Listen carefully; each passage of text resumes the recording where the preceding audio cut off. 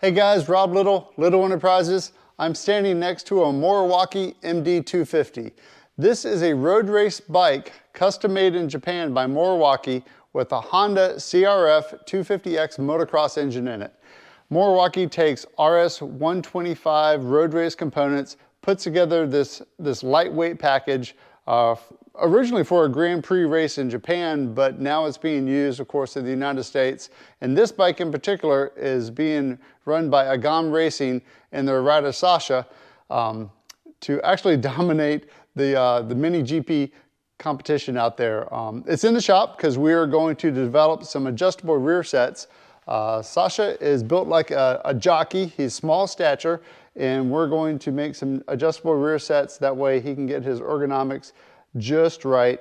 And of course, we're going to have both sides and kind of go through here and see if we can't make a couple little tweaks to make him even faster. So excited about filming the whole process. Hope you guys enjoy the next videos that we have coming out on this bike, and I'll see you on the next one.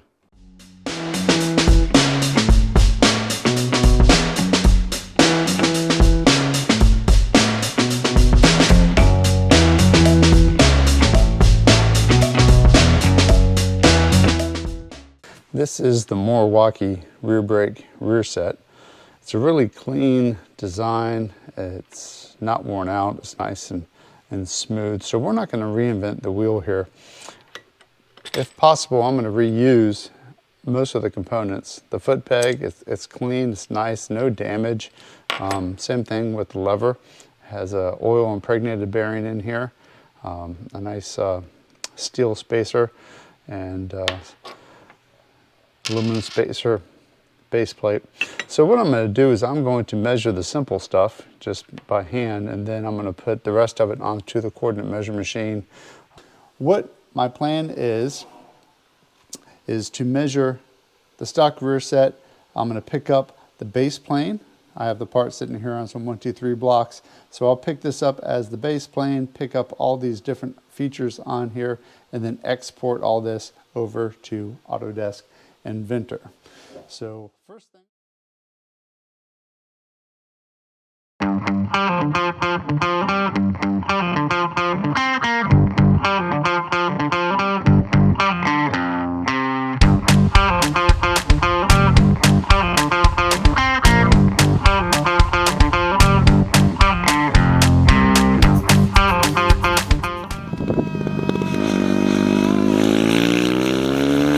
Now that we've measured everything on the coordinate measuring machine, we can do the engineering design work in Autodesk Inventor. This is a rough, simple model of the Mori stock rear set.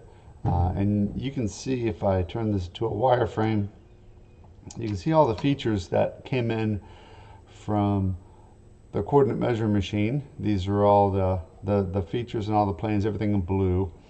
Came in, and we built the model off of that. If I look at the sketch, that's exactly where I pulled the features for the model off of the exported measurements from the coordinate measure machine. So this is the stock Mori rear set. We can use this to locate all of the features on the new design. So let's jump over to that because all the design work is done. And so this is an assembly of the stock Mori, and I'm going to zoom out and show you the new design. And actually, let me show you the layover first.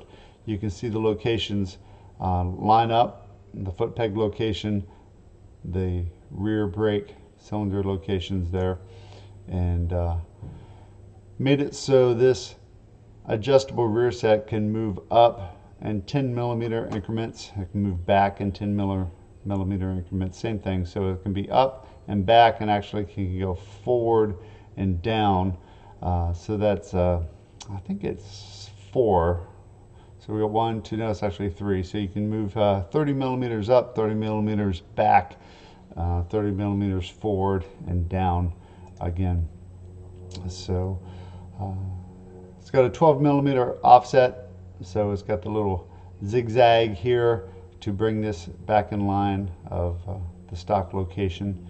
And This is machined out of 6061 T6 aluminum, and let's walk through the process of programming this and then running it on the 5-axis.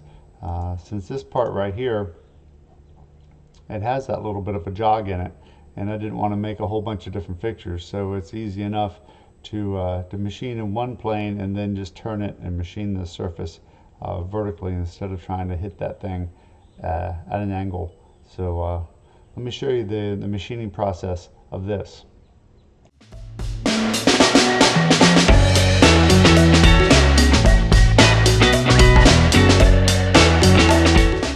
Let's walk through the program and machining of this, and we'll take it over there to the Haas too. But here's the stock in yellow, and it has several features, and I'm not going to run through this in detail. If you would like me to make another video of step-by-step machining, programming, tool selection, feeds and speeds, all that kind of stuff, just put some comments down below. I can certainly do that. I know it's helpful for folks who are just getting started in machining, and for everyone else, if you can't fall asleep at night, you can watch it. It might help with that too. So here we go.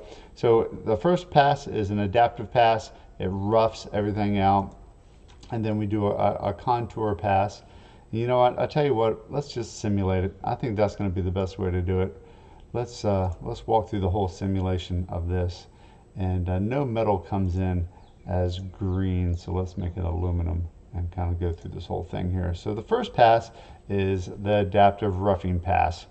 So it's going to come through here and rough out and leave a little bit of material over the whole part, and we're going to come back and do some finished passes to bring it into to tolerance here. So it's still roughing out, still continuing along here, and I'm kind of speeding it up a little bit. So this is our first contour pass. You can see it, and we've got a fly cutter that comes through and makes both of these surfaces totally flat and nice good surface quality. So this is the 5-axis. Let's turn it so you can see this is how it would be in the machine. It's coming through and doing a finished pass on those surfaces right there. So now we're spot drilling for all of the M8 holes, and let's speed this up. There's the drilling of the holes, and now we're tapping them, and I'm using a form tap. I don't cut threads, we form threads. They're stronger, there's less chips, taps just don't break, you know. So here are our lightning pockets, and this is again a 5-axis machining process. It'll kick here and come in there like that. So here's our radius pass, and this is the chamfer tool coming through and breaking all the sharp edges on the part, and then that's it. So there is our first operation of the mount base. So let's close that. Let's go over here and do the second operation. I had to make some soft jaws, so these are aluminum jaws that are held in the vise, and then you hold your part with the aluminum soft jaws. So let's show what that process looks like. So we're transferring this part, flipping it over and put it into the soft jaws, clamping it down, tell the machine, hey, this is my home position, home position over here in this corner, and let's go through the machining of that. Very similar to the other part, we're going to rough it with an adaptive. Going to go around the whole outside and rough all of that, and then start cleaning up the inside. Still roughing pass here, get rid of all the extra material. Oh, went real fast there, but that's okay. Again, 5-axis process here, cleaning up all those different areas right there, and then breaking all the edges with the chamfer tool. And let me go to transparent. You'll probably actually see the part easier if we have that. It's coming in and breaking all these edges. And then that part is done. So let me show you what that looks like on the CNC.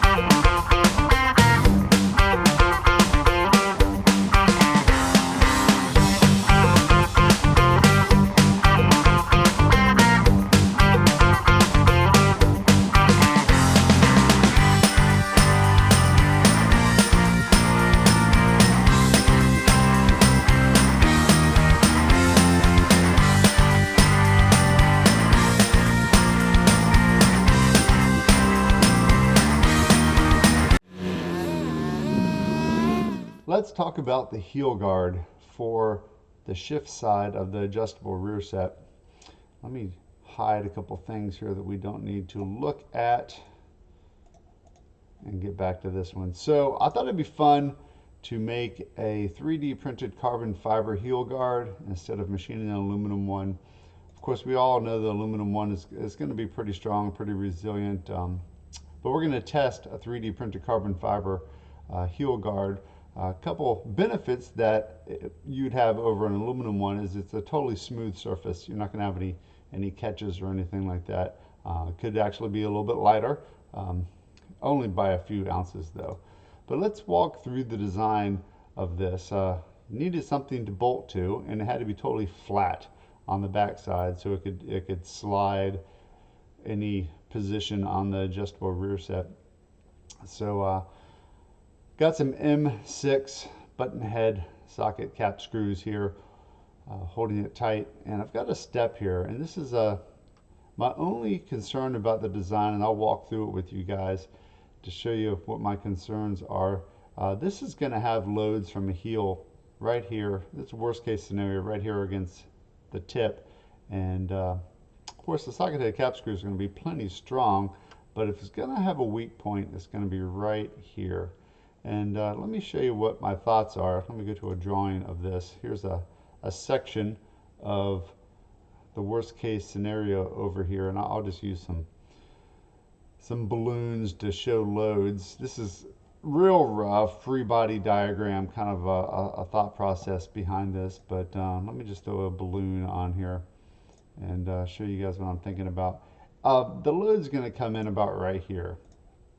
So if this is the heel hitting the top of this thing, of course your button head socket cap screws are going to be down there holding it right here. So it's going to create a moment right about here, and this is going to be the weak point. This sharp edge, the crack, this is only 4 millimeters wide. It's going to go right here, and of course the crack would probably go this way, but because we are 3D printing carbon fiber, it's got a grain to it. It's going to have layers in this direction, the vertical direction. So what it would do is it would delaminate right here at this point and just work that way. It would crack straight up. So I put a step in here, and my hopes are it's going to be supported right there, because if you go back and look at the model, I'm going to have a solid contact all the way around this perimeter right here. So hopefully as it starts to deform, this will hit the aluminum and it will have a compression force right here. Which is good because, well, if we got a force up here and we're holding it in place right here, there's of course a bending moment, but this right here is in tension, which is great. It's nice and strong. That carbon fiber reinforced nylon and tension is great. It doesn't work very good if you want to shear it in this direction, which is where right here this will hopefully help out. As the bending moment pushes, this will catch it and kind of push back. And that's a theory, at least. So we're going to test that. Of course, I'm not going to sit down and do a bunch of static equations, draw my free body diagrams, and do all that for this. We're going to actually take it and hit it with a hammer, see if it breaks. So I'm 3D printing two different versions, and here we are in Idea Maker, and there is our toe guard. But let me show you. I've already 3D printed one. It's in the oven annealing. I'm doing a thicker version. The first one had, I believe, 7 layers, 7 solid layers on the perimeter, and 4 layers, and I call it the shell, on the top and bottom surfaces. But I increased that. This is now 14, I believe, layers on the outside and 7 for the shell. And my hopes are it's going to be really solid in this area. And let's slice it and I'll show you what I'm talking about. So this is the top. You see all the solid. It's totally solid. And then we reach our, I use a triangle, 50% fill. So this is all solid right here. This is all bolting in nice and solid. So our weak point is right here. And all this is going to be solid carbon fiber nylon. So it should, in theory, be pretty strong. Of course, you have a perimeter piece of solid, and then of course the bottom, the outside shell, and the top shell are going to be solid there too. So, so this is printing right now on our Raise 3D carbon fiber printer upstairs, and I'll show you guys how it turns out. Then we'll bolt it on the motorcycle and hit it a couple times and see if we can break one of them. So that'll be fun. So let's go check that out.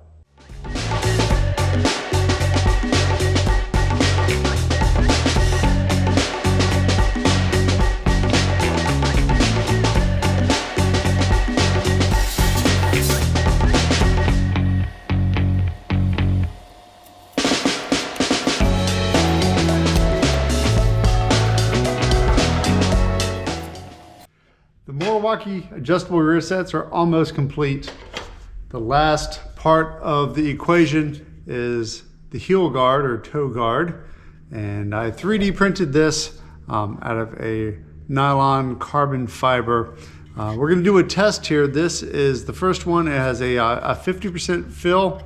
So it's hollow on the inside. The other one has an 80% fill. We're gonna do a strength test. We'll put it on here and whack it a couple times, see if it breaks. I have a couple, of course, just in case we break one, which I'm sure we will, because you gotta test it to failure to see how strong it is. So let's take a look at this. So here is the adjustable rear set. This is in the stock location. So the stock tie rod, of course, fits. And of course it is adjustable. I have a replacement tie rod for going a little bit higher, you know. Once you move up a little bit, you're gonna have to have a little bit of a longer tie rod. So that's gonna be in the inventory there. But it looks great. I'm really happy with the way it turned out. It's super, super, super strong. It's probably more strong than it needs to be, but honestly, on a bike like this, a couple ounces aren't gonna make a huge, huge difference. It would be a lot of fun to see how many parts on this bike we could switch over to a 3D printed carbon fiber to reduce a bunch of weight. But yeah, so here is our carbon fiber heel guard, and I'm going to bolt this on here. We're going to give it a couple whacks, see how it turns out, and compare the 50% fill versus the 80% fill and see which one's stronger. And pretty happy with that. You know, it's super light. It's really like a feather. So that's really cool. And there's no way your heel is going to get caught in any openings or anything like that compared to the stock one down here. So let's check it out.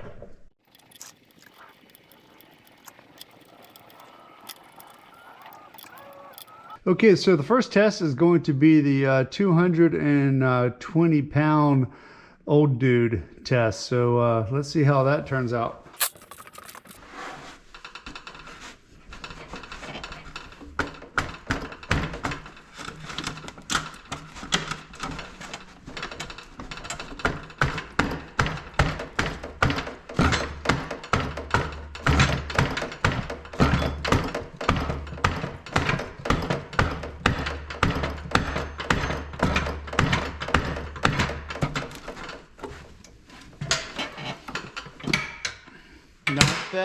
Not bad at all. Not bad for a 50% fill. Now that's just the bending of the whole aluminum rear set. That's pretty substantial. You can see where we have a little bit of elongation right here, but that's good too. All right, next test. Hammer test, hammer time.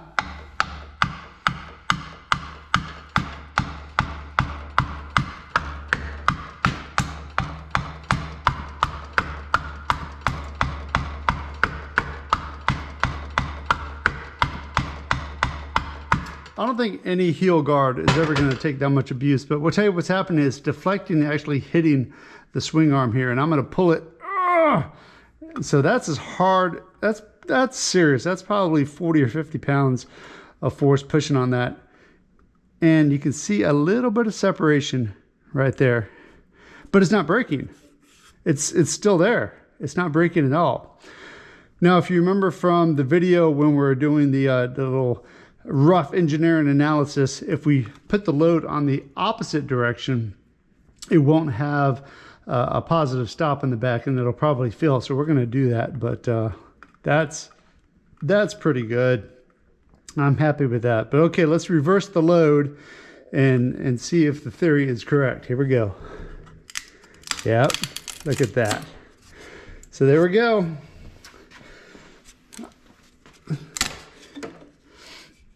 Where did it fail? Right across, delaminated, and right across that seam right there too.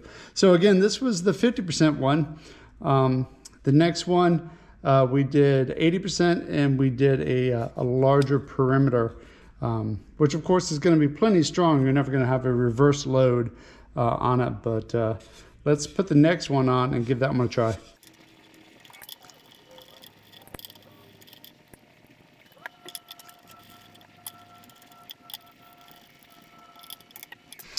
Okay, so this is the 80% fill one.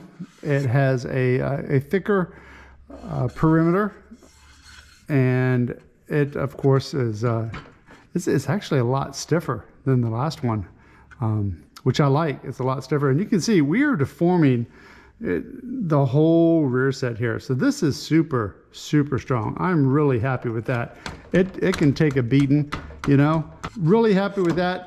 You guys tell me what you think down in the comments below. But I think the Moriwaki adjustable rear set project is complete. Hope you guys have enjoyed the Moriwaki adjustable rear set video. Definitely follow Agam Racing. Super excited about the future of these young riders. And if you guys like this video, hit the like button, subscribe and share, and let me know what you would like to see in the future. More motorcycle videos, car videos, machining videos. Thanks for watching this one. God bless. We'll see you on the next one.